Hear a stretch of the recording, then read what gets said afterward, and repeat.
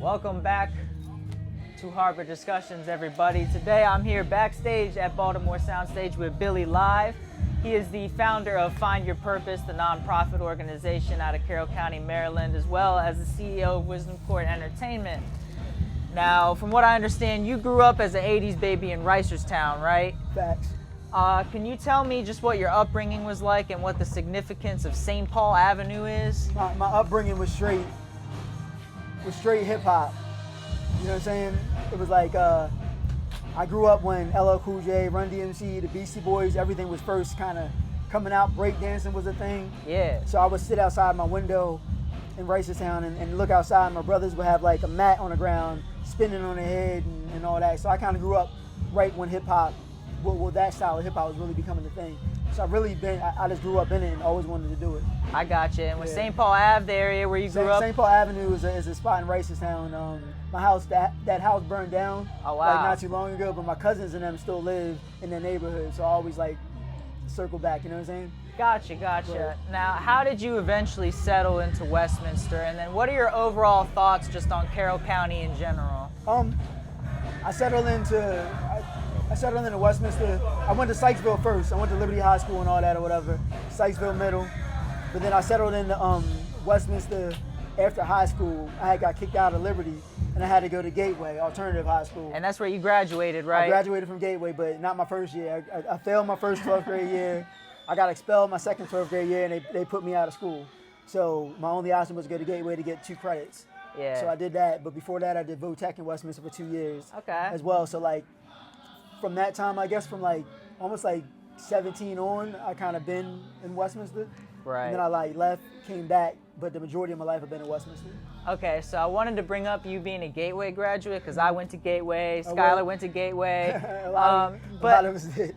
It's got a bad reputation, though, I feel like, in our area. Is there anything you want to say as far as it being, people think it's only a school for bad children? Yeah, well, when I went, it was only a school for bad kids. I gotcha. In 98, 99, that's what it was. Like, you was coming straight out of jail, straight out of juvie, and going straight into Gateway. But now it's like more of a program. Yeah. So now it's more like, if you need extra help or certain things you need help with, whatever, to work with you. That probably would have been helpful back in the day with us. Yeah. Because, like, when I think about everybody I was in school with, 40% of them is dead from drug overdoses. Some of them is locked up.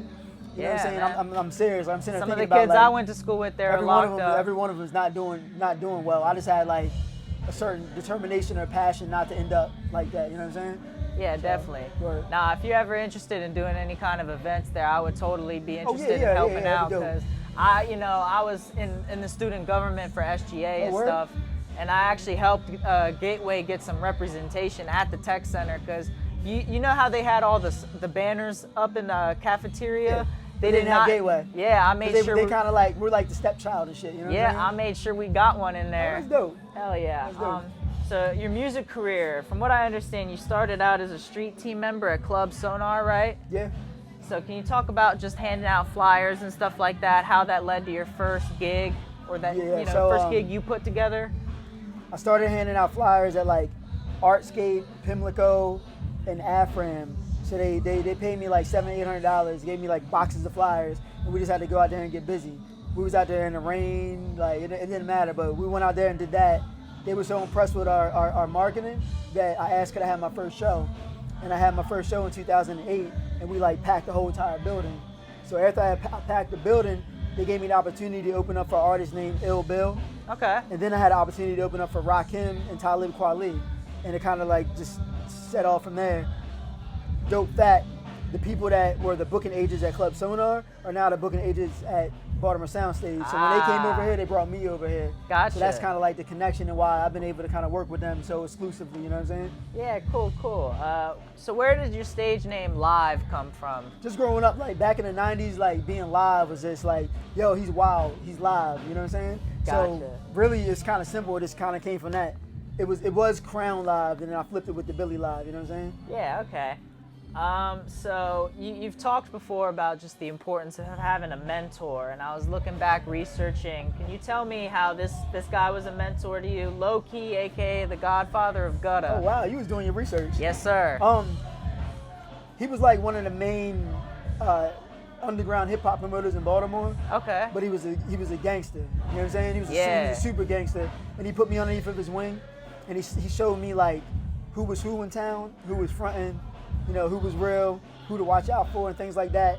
And from listening to him, I kind of like learned how to navigate my way through the Baltimore hip hop scene. Okay. And some of Low Key's Stevie Stay High, some of his people I still keep in contact to this day. So everybody that brought me into the game OG wise, I represent them by keeping in contact. Nice. And I keep representing with the lessons they taught me on how to move. Hell yeah. Who are some of your other old mentors? Corleone, Made Man Corleone, Justice Star. He actually passed recently. Rest in Or peace. whatever. And really, for real, Darnell Brockenden, his name was Born Divine. But that was really, as far as music-wise, that was really all my mentors. You know what I'm saying? Other than that, Okay. it was just a bunch of us just running around trying to find our way. Gotcha. Now, before Wisdom Court, it was just you and your cousins, from what I understand. Would this be a reference to the UREC clique? Yeah. So you Rec was just me and my cousins from Ricerstown. I kind of went back to working with them after a couple failed groups and shit happened or whatever. Okay. And it was all blood, so it was just a lot of love. We was just ripping and running up and down everywhere, just killing shit. You know what I'm saying? Yeah. Can you tell me then how eventually Wisdom Court started, and then what Wisdom Court means for the people who don't know? So we started out as LOS, which is Life of Sin. That was like the Sykesville crew and the Westminster crew coming together, but wasn't doing music like that, just a little bit. LOS turned into UREC. LOS and UREC together turned into Wisdom Court. Okay. So Wisdom Court is half Baltimore and half Carroll County. Gotcha. But LOS was all Westminster. UREC was all Ricerstown and Woodlawn. But the Wisdom Court side kind of came as I started doing more store stuff in Baltimore. I started meeting people East Side, West Side, South Side. We kind of brought it all together. So Wisdom Court is like the embodiment of all the different crews that we had. And it's just really wisdom, wise words from wise men and women in court as a royal court. You know what I'm saying? Kings and queens. Gotcha. But it could be a place. It could be like a place that you come to or whatever. But it's a big deal. There's people with the Wisdom Court tattoos on their neck, on their hands, their arms. There's seen that. Hundreds and hundreds of shirts everywhere, up and down different states, whatever. Right now we're here tonight. I got members and representatives from Connecticut, Pennsylvania, DC, Philly, like all over the place. Hell yeah. What was the first show that you ever played that you would consider significant? Because I'm sure you played some smaller. Significant? Yeah. The first show I did is Sonar. Okay. Back in 08. Gotcha. Now, I want to take you back to some older soundstage memories, some older Summer Jam memories. Mm-hmm. From what I understand, you opened for Machine Gun Kelly here in 2013. Yep, Yeah. sold out show. Yeah, I feel like, some people that are, my age, kind of just now getting into Wisdom Court, they might not know that because they're not, they were younger, scrolling back. Yeah, so what can you recall from that night? I was scared that night because I wasn't sure about that crowd. It was so pro MGK, you know what I'm saying? Yeah. The EST 99, whatever. So we weren't really sure how the crowd was going to react to us. So I thought, we're going to go out and talk to everybody in the front row. So we just started talking to everybody, shaking everybody's hands and just making people know we about to go on and all that. And then the crowd was really receptive to us. It was so crazy that I could have literally walked on their hands. Yeah. It was the most craziest show I've ever done. Hell yeah, I thought that was awesome when I saw that. Now, as an artist in rap and also one who's worked with Machine Gun Kelly, what do you think about his transition into like pop punk and stuff like that? Because lots of people in the rap personally, community... I didn't really follow him before. Like, Okay. Normally when I open for people, I open on based on if they got like a cult like following. Gotcha. So that's the kind of following that we have at Wisdom Court. So I like doing those kind of shows. So I never really got into his music, but I think he was definitely better on the rap shit. But in his defense, if he's killing it on doing what he's doing, you gotta grow. Yeah, he got in the game young. You mature and you grow. You know what I'm saying? So I respect it. Some people take the hate way too extra with him. And you also opened for Tech Nine here, right? I did. I opened up for Tech Nine here and Fillmore Silver Springs. Nice. You want to talk about those shows? Tech Nine show was insane. The crowd was crazy.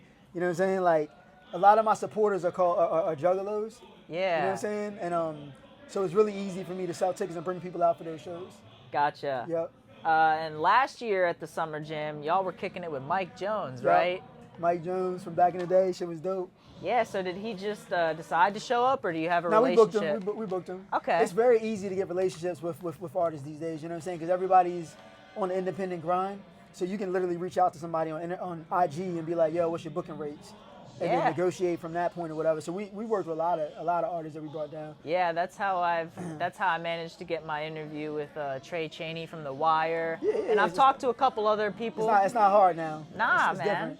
But we've opened up for like everybody you can think of, bro. Like a lot of people. Yeah, that's exactly what I wanted to go through next. Just scrolling through Instagram and stuff, I saw you photographed with a number of hip-hop legends, all right? Word. Now, you mentioned Rakim, I think, already, and you ended up playing a show with him and whatnot. I've done 2 shows with him. 2 shows. One at Sonar, one at Rams Head. I did Rams Head last November.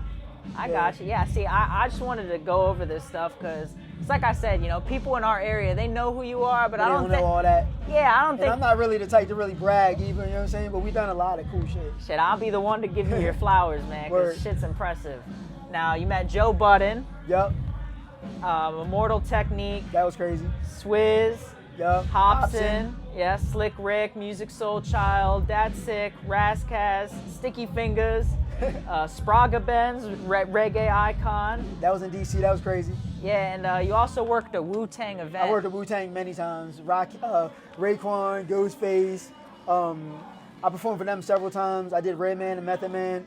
I did the 25th anniversary in DC at the Anthem where all of them was on stage, and I was like a little kid in the candy store, like shaking their hands, because I know that whole history. So, like, their managers were there, their friends were there, and I remember them from videos and shit. So I got a chance to meet all of them. It was one of the dopest experiences of my life. And I understand you learned a lot just from working that event, right? Yeah, facts. Yeah. Gotcha. Now I wanted to talk about your discography that's available. For the people out there that want to listen, there's the 5658 album and as well as 7, right? Uh-huh. Talk about the 5658 because you did a documentary, you did an album, as well as a series of videos called the 5658 Chronicles. 5658, that's the address I grew up in Sykesville. That's where Wisdom Court was created. Gotcha. And that was the last album I did. I put a lot of effort into it. I think it was like 12 songs or whatever. And we did a documentary, and I went on tour. Yeah. So I did a documentary, and I did all this, and it was just really, really dope because they got to see like a little bit of how I started and all that. And then we got interviews with everybody. It was cool. That was right before COVID. Now, is that what the album's about? Is it about? The album's about my life. You know what I'm saying? You can check that out on online, Spotify, YouTube, and all that shit. Yep. And then what would 7 be about? 7 was a time period piece. It was like what I was going through after 5658, and we was like on tour and shit, and kind of like growing and tested different things out. That's something I kind of threw together in like 7 days. Okay. You know what I mean? So going back a little bit, out of all of the hip hop legends you've been able to meet, what would you say has been one of your favorite memories? I know it's hard. You can pick a few if you've got to. I really enjoyed opening for Bone Thugs and Harmony. Yeah. I was on stage with them where they were doing their Bone and Biggie song, and it was at the Fillmore, and it was just like the crowds showed so much love. Like, it's crazy. You got me reflecting on like how much I've really done, but like performing in front of thousands of people, and them rocking out with you is a different energy, bro. Yeah, like, I do small shows, but I do big shows too. And I like love them all. I respect them all the same way. Yeah, that's the whole goal of my podcast, by the way, is because I feel like Maryland as a whole doesn't get its recognition that it deserves, especially from the people that live in Maryland, in Carroll County. So many people talk shit like we don't got nothing going on, but ever since I started doing this, it's like I've been able to see how much we've actually done, because I feel like a lot of people don't know that, someone from Carroll County's been able to meet with all these legends and stuff like that. Yeah, I don't know how to. I should put that out way more. Yeah, man, definitely. So as far as music goes, do you have any upcoming projects, anything like that? I'm thinking about working on some shit. I've been focusing more on Find Your Purpose and different things, whatever. Yeah, definitely. But I'm thinking about jumping back out there, putting out a couple projects, another documentary, whatever. Everybody keeps asking me for it. I got like a real diehard fan base to where like definitely when COVID was going on, I was selling hundreds of masks, Wisdom Court masks with a mixtape. You know what I'm saying? Like whatever I put out, people, they buy it or whatever. And you know how people like really focus a lot on the streaming numbers and they post, I did this or whatever, but when it's time to like sell something or have a show, those numbers don't really reflect. Yeah. You know what I'm saying? Like my fan base, when I do stuff, they come out, my sales, my physical sales, my shirt sales and all that reflect the fan base, whatever. So I'm real old school with it, and I'm cool with it. I don't really care about having like hundreds of thousands of views and all that. Obviously, the fact that I'm in the buildings, having relationships with Baltimore Soundstage, Ramshead, the Fillmore, Live Nation, I get booked and hired for things all the time. That's my track record. It says enough. You know what I'm saying? Definitely. Now, speaking of Find Your Purpose, we're gonna shift from the music to Find Your Purpose. Word. For the listeners, you know, they're used to much longer conversations. We'll have to get you back in at some point no doubt. for a 3-hour conversation. So from what I understand, Find Your Purpose as a name and as an organization was inspired by Nipsey Hussle, right? Correct. Find Your Purpose or Your Waste in Air. Do you want to talk about what Nipsey meant to you? You know, how his death affected you now and then, or now and yeah. He inspired me to get back to my hustle, my independent hustle, because he was selling CDs, and he put a CD out for $100, and everybody thought he was crazy. Jay-Z came and bought 100 of them. Wow. You know what I'm saying? Yeah. So I was like, fuck it. I started putting my CDs out for $20, and I sold hundreds and hundreds of them. You know what I'm saying? Yeah. So like, he inspired me by his hustle, his positivity, and just his focus or whatever. So I learned a lot from him. He's like the closest thing to me. Tupac is my favorite, and then I would say like Nipsey. You know what I'm saying? Yeah, he's probably And he was in the community, like doing the stuff that I'm doing or whatever. Like he's showing you can be hood, gangster, but also do the right thing. So Yeah. that's kind of like, I try to show the kids and the youth that, you know, I ain't gotta sell drugs to have a nice car. I don't gotta sell drugs to have certain things going on. I can do everything that anybody else is doing, but do the right thing. You know what I'm saying? Definitely. So I try to show people that. Yeah, I just wanted you to know, because I would consider myself more of like an outsider, a viewer. Word. I would say you are the Nipsey of our area. Facts, you know what I'm facts. saying? So I just want to make sure you knew Word. that, man. So I'm assuming his death affected you pretty hard. Hell yeah, because I missed the show at the Fillmore, and he died like months after that, and I was like, damn. But yeah, it definitely affected me. I gotcha. Now, the foundation for Find Your Purpose was laid way back in the day from Wisdom Courts Kids Club. Yeah, Yep. do you want to talk about what that was? I mean, it was just like, we was having all these events and the kids couldn't come. So I Yeah. started doing like kids events, and that's how the Wisdom Courts Kids Club came. And you've been doing Easter egg hunts since 2008, right?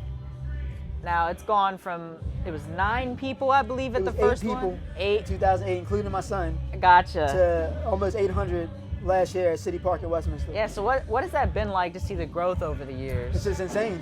It's just like crazy growth, you know what I'm saying? Yeah. I love watching it, and I'm just very proud of it. Yeah, do you have a favorite year so far?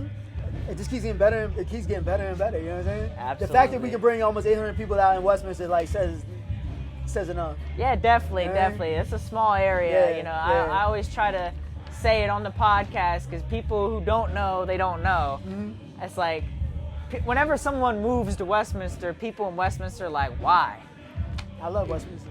It is great, you know. I got a lot of love for the area. You know what I'm saying? Definitely. Now, Find Your Purpose was the winner of the Rising Star Award. Do you want to explain what that is and the significance of that? It was a Philanthropist of the Year award, and it's like 300 different nonprofits, and that's underneath for the Community Foundation of Carroll County. And out of all of them, for one of the newest nonprofits, Find Your Purpose won the Rookie of the Year. Yeah. So it was awesome acknowledgement because we only really been in business for a year. Yeah, You know what I'm saying? But we've done we've accomplished like a lot of things in that short amount of time. Do you think all your work with the Easter egg hunt, stuff like that, laid your foundation to be recognized so quickly as Yeah, Find for Your sure. Purpose? Yeah. Now, you were also a speaker at McDaniel College and the Carroll Biz Challenge for 2023. Do you want to talk The about Carroll that? Biz Challenge is coming up August 3rd. Gotcha. So we're in the top 5. So we beat out over about 40 different people, or 39 or something like that, and we made it to the top 5. Wow. So yeah. How was it being able to speak in front of people at McDaniel and stuff? That was cool. McDaniel was cool. I did McDaniel's and I did Carroll Community College. Okay. The CCRE conference, whatever, and I had a lot of fun. Yeah. We did like a 45-minute Q&A, you know what I'm saying, which I've never experienced. They said that was the longest Q&A they've ever done. Wow. Yeah, so I think we touched some people because they were asking a lot of questions. Now, back in school when you were attending, did you ever think that you would be speaking in front of a classroom as an adult? I didn't even think I'd not be in jail or dead right now. So the fact that we're even here doing this, like, it's amazing. Definitely. Most of my friends that I grew up with are not here right now. You know what I mean? Yeah, we So- sort of touched on that kind of stuff. You partnered with Hoffa, the coffee company, and their Rising Above Addiction program. Do you want to talk about the effects of addiction that you've been able to see in our area? Because it's very prevalent. I mean, I grew up when it got bad. I grew up in '97 when it got really bad, and I lost probably like 50 different friends. So even though like my nonprofit isn't focused on that, it affected me. So now I'm backtracking and I'm working with different organizations in the opioid community to kind of put in my effort to try to see what I can do to help them out. Yeah, it's crazy because, you know, I live right down the street from the health center, and like they have that sign where they tell you how many people overdose every month, and it's just crazy because like I feel like you don't see that in every area. Word. You know, most places have like billboards that show, you know, clothing brands and stuff like that, and our billboards show death. You know, It's crazy. definitely. Do you still do the Real Talk with Billy Lives on Thursdays? I do not. Okay. The place I was doing it at aren't around anymore at the moment. Okay. But you know, I do plan on eventually bringing that back. I do it weekly with my kids. Okay. But I plan on bringing it back eventually. So what is it that you talk about on a weekly basis? I'm sure it changes, but you know. Whatever they got going on. Okay. You know what I'm saying? But it's Yeah. not just kids. I talk to adults, kids, parents, everybody. You know what I mean? Gotcha. Just recently, this is like the most recent thing I've seen with Find Your Purpose. You were awarded funds as well as you're kicking off a partnership with the new Raising Cane's, right? Yeah, Raising Cane's. We started a community partnership with them. I have a meeting with them coming up soon to see like how that's gonna work. Okay. They gave us $1,000 for meeting me one time. You know Wow. what I'm saying? So they're trying to bring diversity or continue to bring diversity to the community, and Find Your Purpose is like at the head of the diversity in the Carroll community. Yeah, do you have yet to figure out what exactly the program's gonna be? Yeah, we're gonna be doing like events, Okay. fundraisers, different things like that. They'll be sponsoring different things like talent shows and stuff like that. So we're gonna be doing a lot of cool stuff. Cool. Now I've seen this car around Westminster stuff, the Wisdom Court, Find Your Purpose Mobile. You got it wrapped and everything like that. Do you want to talk about that? That was one of the first major things I did. You know what I'm saying? I wanted to see, just ask them what's going on. That was like one of the first things I did with Find Your Purpose. I was able to raise enough money to get the truck and to wrap it. So it's cool just driving it around. You know what I'm Yeah, did you watch Pimp My Ride and stuff saying? like that? A little bit. But it's pimped out work. Yeah, I got you. So you've done many activities with kids and partnered with lots of local businesses, too many to count. What's been some of your favorite? The bike ride when we shut down Main Street, we rode bikes down Main Street. Okay. All the roller skating events, we like shut down the whole, we run out the whole entire skate ring and hand over at Magic Helms. So we do a lot of cool stuff like that, and it's always dope. It's always dope. All right, cool. And then how did it feel to get on Fox 45 News, as well as you've been published in the newspaper several times over the years? Do you just want to talk about what it's like? I don't know. I haven't even slowed down enough to even really take it all in. Think about all the things you just brought up. It's like I've never really stopped to be like, damn, we did a lot, because I'm not done yet. Yeah. You know what I'm saying? I still want to get it, but And I only picked out the best. the amazing thing was my parents and them and my family watching it, and people stopping them like, I saw your son on TV Yeah. or in the news. I went from being in the news for getting in trouble to being in the news doing something positive. So it's an amazing accomplishment for my family. You know Hell what I'm yeah. saying? That was all the notes that I had because I All right. wanted to keep it fairly short. cool, Do we have any events upcoming for We Find do. Your Purpose? Find Your Purpose, August 12th. We have a talent show at the library. We just partnered up with the Carroll Library. Cool. We're doing cool stuff that's never been done. Hell yeah. Epic stuff has never been done. It's like when you look at me, you look at our peoples and stuff, you wouldn't think that we would be, spearheading all this stuff. Yeah. So it's just awesome. All right, I want to thank you for coming on, and thank you for letting me come backstage. I've never no been doubt, no doubt, no backstage doubt. at an event before, and Yeah, next time I got you again. You know what I'm saying? yeah, and the people need this interview whether you know it Matter or of fact, not, man. September 9th, where I'm headlining at the Carroll Arts Center. It's All an right. all Billy Live show. I got some of my artists performing. Jay Money's performing. Perfect, And yeah, you we can can- come and rock out to that. Hell You know what I'm yeah. saying? All right, thank you for coming on, man. No doubt.